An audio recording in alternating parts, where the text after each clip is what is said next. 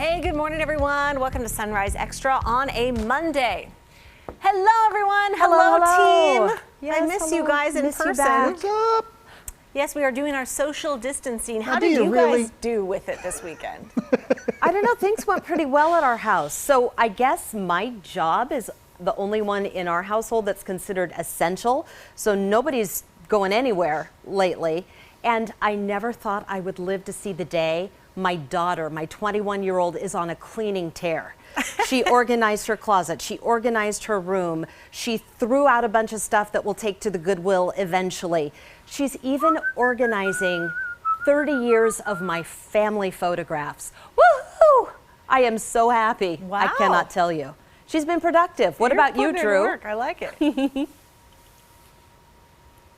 I made a mistake here, guys. I'm listening to you both talk right now through my earpiece. Then I just pulled up our Facebook live feed so I could watch viewer comments, but now I'm hearing the show twice. So I just stopped that. I apologize. I'll get on it here. This weekend was all about the yard work. It was all about the yard work. I mentioned on Friday that we had a pile of bark dust on the driveway when I came home Thursday from work.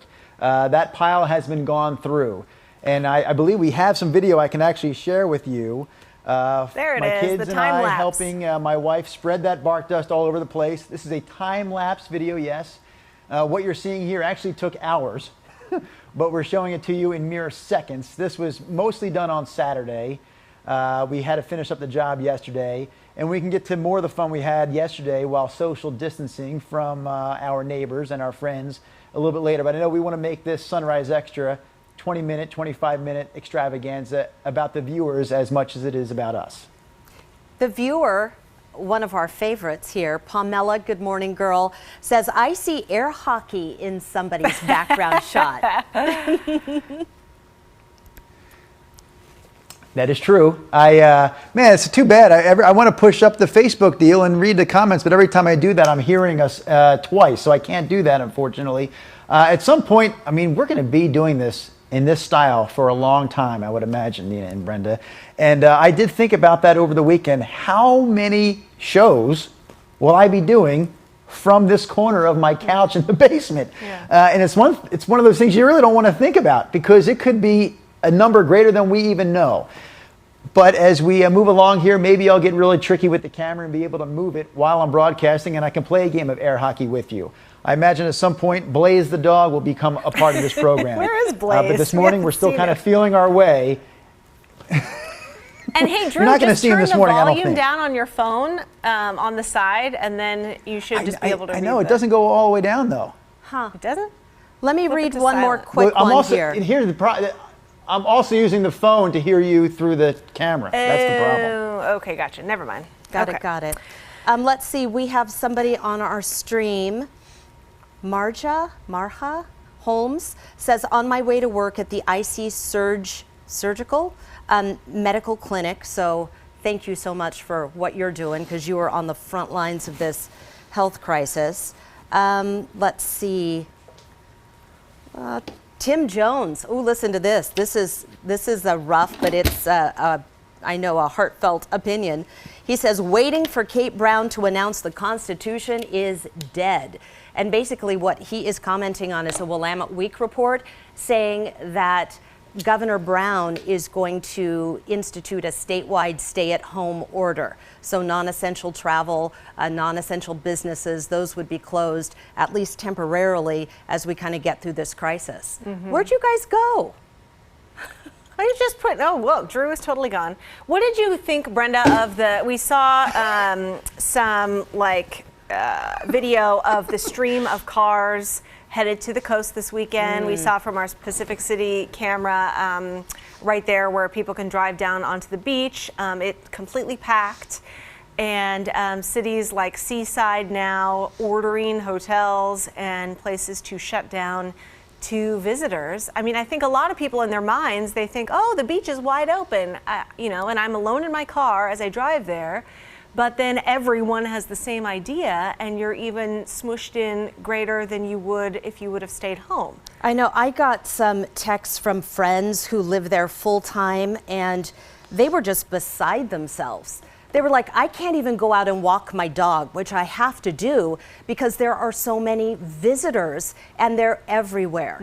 And we heard over the weekend from officials down there saying, you know, we can't have this. Everybody, you know, everybody needs to stay home. That's your vacation, but some people can't get away and they have to go out, and they're trying to abide by the, you know, orders that have been instituted. It was really tough to see.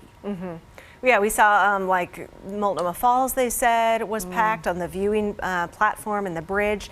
The parking lot was overflowing with people. I mean, it's just so hard. You know, you think you're going to go outside and get some, you know, social distance fresh air out in the great outdoors. And then with this weather, you think, boy, I better do it now before the rain comes.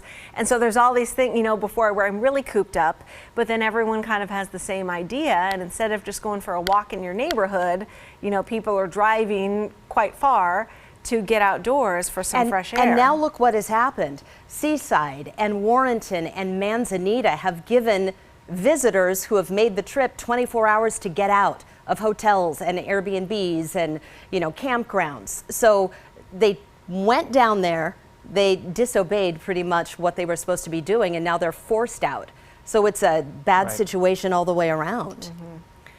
We do have a bunch of viewer comments. You know, I talked to Oh, sorry, go ahead, Drew. We'll hit you up before we go to those.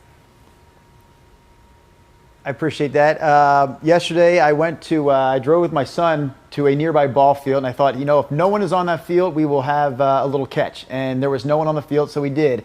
When we left the field, a family that we know was just showing up. The dad stepped out of the car. He and I kept our social distance. It was like, hey, what's up? But he talked about on Saturday, they drove to the coast. I asked him, hey, have you seen all those posts about the coast? And he said, he goes, honestly, I was one of those people who went down. I said, really? He said, yeah. He said they drove to a spot in Gearhart where they normally go, and I guess there's a spot there that you can drive your car onto the beach. And he said typically when they make this trip, there may be about 12 cars or so on the beach, a dozen that he can see. He showed up at their normal spot. He said there was well over 100 cars, and immediately he thought, what the heck am I doing? You know, this was an absolute mistake. I actually thought at first that it was not like real. Like, it was so unbelievable. Some of the videos we were being sent, some of the pictures, and then they just kept flooding into our Facebook feed, and you realize, my goodness, this is actually happening. It was craziness on the coast this weekend. Yeah, I know right where he's talking about on that spot on Gearhart, and yeah, it's wide open, but to hear about that many cars is crazy. Okay, let's get to some of our texting comments that you guys have been texting us. If you're not, we are again watching your live comments on our Twitter feed. I'm watching YouTube. Brenda's got Facebook.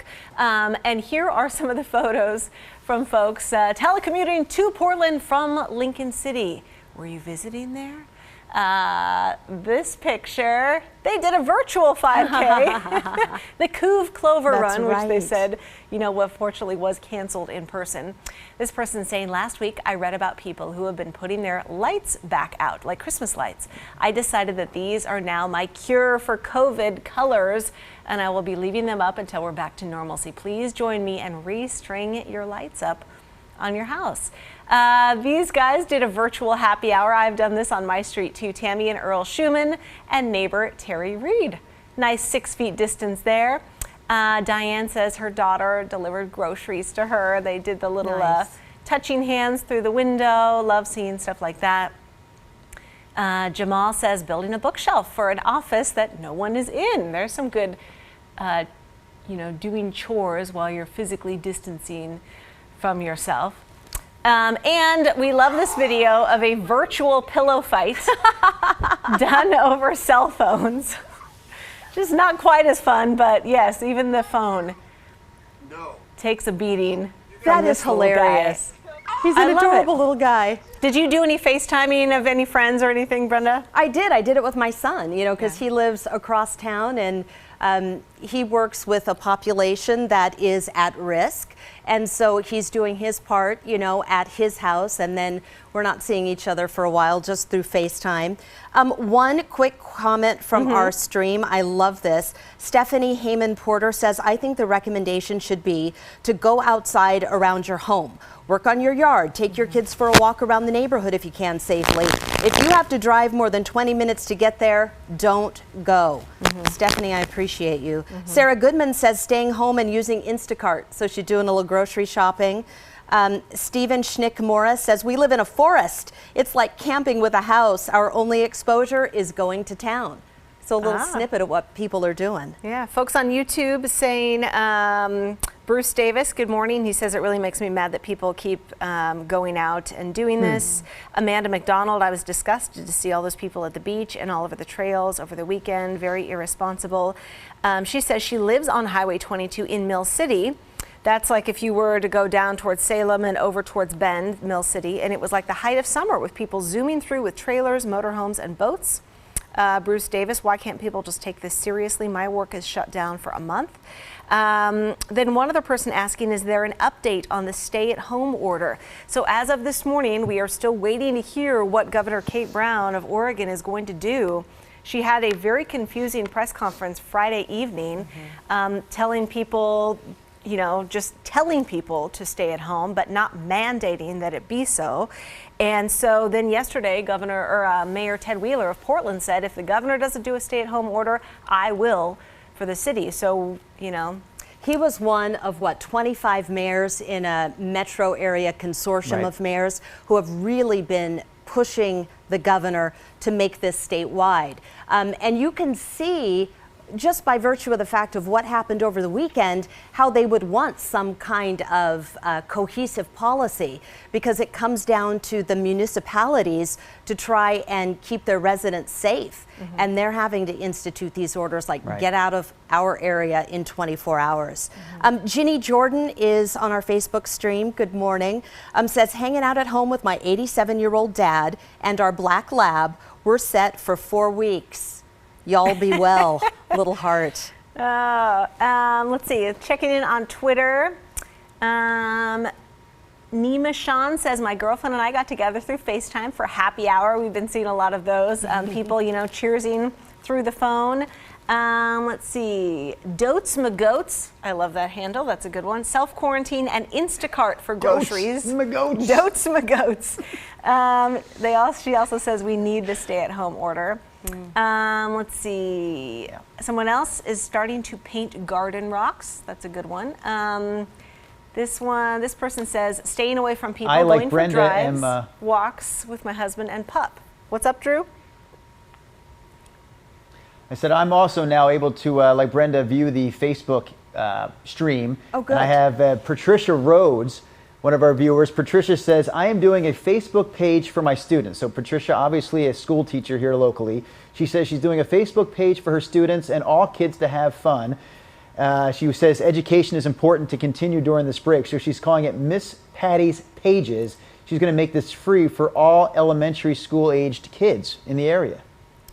Very cool. So by all means, Patricia, give us more information on this and how people can access what you're setting up here, Miss Patty's Pages. Okay, check this out. Cascade Ducell, watching you from a flight that is empty, empty, empty. 16 people on the entire plane. The flight attendants ask us all to social distance and move with 2 rows between all of us. No glassware in first class, and they hand you everything, no selecting from a basket. That's an interesting little view. Marta Trinidad says, I made over 120 fabric face masks for first responders and medical staff. Yeah, I bow down. Boy, they are just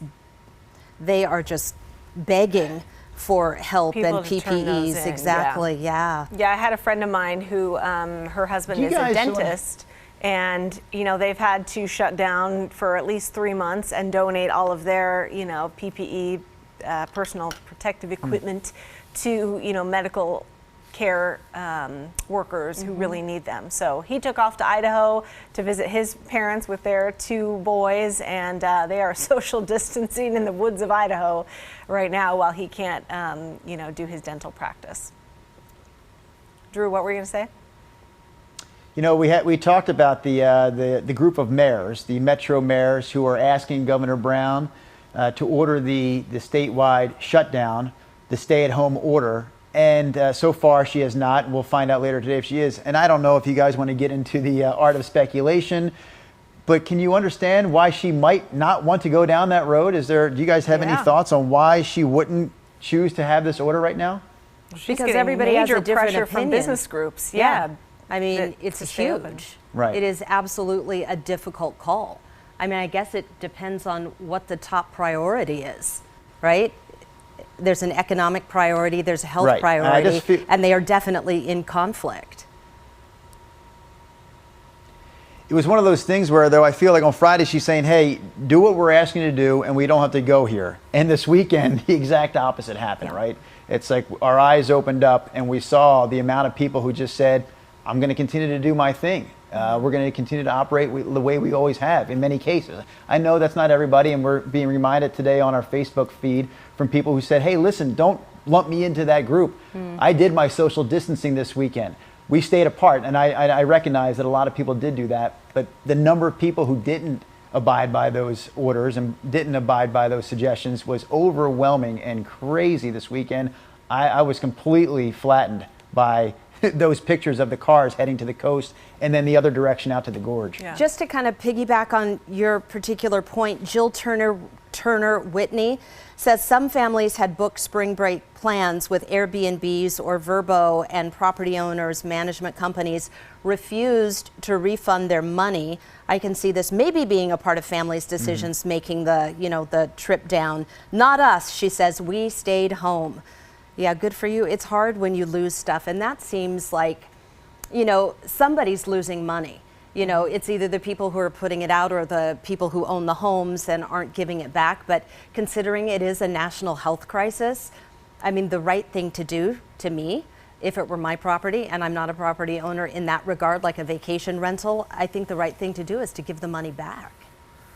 The UK is doing something really interesting that I was reading, and like experts are kind of mixed on, because we just don't know if it's going to work, but they have kept all of their schools open, and they are trying to do the approach of creating almost a herd immunity, where they say, okay, let's get the younger, healthier people, just have them keep working, keep businesses open, keep schools open. Let's, completely quarantine older folks who this is, much more deadly for, and let's have healthy people get the virus. Okay, you're out for 2 weeks, get it, get better, and then you come back and you have maybe a herd immunity for a little while, and you may not get it again twice.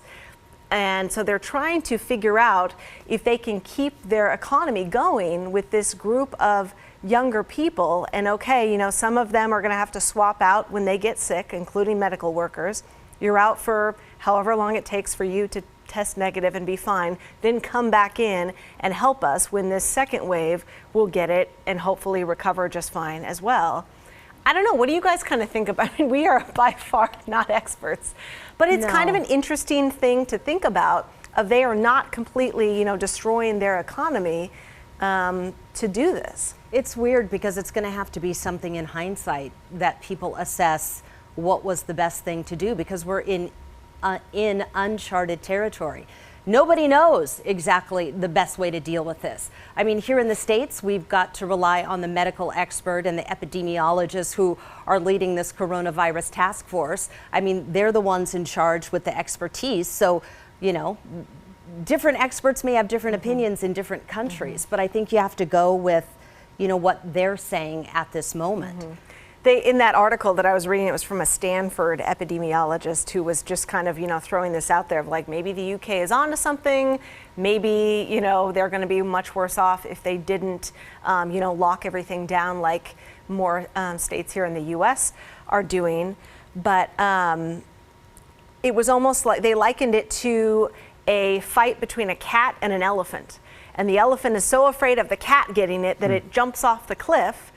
And, we are like devastating our country financially over something that, maybe like some people are liking to like Y2K. Remember back in, 1999 when we thought all of this stuff was going to, shut down as soon as the, time clicked to zero and people were buying generators, and then it happened and nothing happened. And all of the experts were telling, politicians and people in charge of like, this is a possibility, blah, blah, blah. So I don't know, there's some interesting theories out there, from a lot of smart people who, clearly don't know the full outcome of this, but are just kind of raising questions. So it's kind of interesting. I literally was laying so low on Saturday after the entire week. I was just like, I think I was like more mentally and emotionally wiped out than anything else. So I just pitter-pattered around in my jammas all day long. But I was on Twitter and I was looking at videos and I was looking at people who were sick with coronavirus, and they were posting messages for the public at large. And the thing that really struck me, because when I hear anybody say mild symptoms, you've got a fever and a cough. But what really stuck with me was the way that COVID-19 attacks the lungs. And they were describing, it feels like I can't breathe. It feels like there's a belt just tightened around my chest and I can't get air. And that's a scary thing to me. You can feel lethargic and you can be in bed with a fever, but when you feel like you can't take a deep breath, that's like, oh, that really did catch my attention. How are your boys, Drew? Have you kind of had to explain stuff to them about it? Are they like at all wigged out, or are they just kind of happy not to be at school right now? You know who does the explaining in this house, Mia. And it has been explained to them pretty carefully. They are totally aware of what's going on.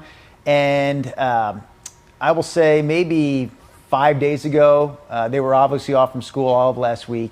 Middle of last week, Mia laid down the law that you are not going into anyone else's house and no kids are coming over here.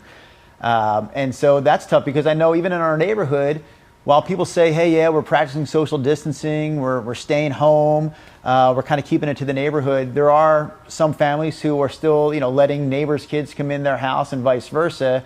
And to me, if you're going to get strict about this and you're going to do it the, quote unquote right way, that's got to be nixed out of the deal as well. And they seem to understand so far. They're not happy about it. And I kind of feel bad because, especially at that age, at 12, that social interaction is important. Now we're encouraging them to, hop on the phone, FaceTime a friend, call a friend, don't just text, because I feel at that age it is important for them to keep up those social interactions, but we just can't have them doing it face to face right now. This is a conversation that we had in our own home over the weekend. This comment is on our Facebook stream from Sue Britton. She says, I think all the essential businesses like medical and grocery stores, we were talking about grocery stores, including rural grocery stores, should receive hazard pay.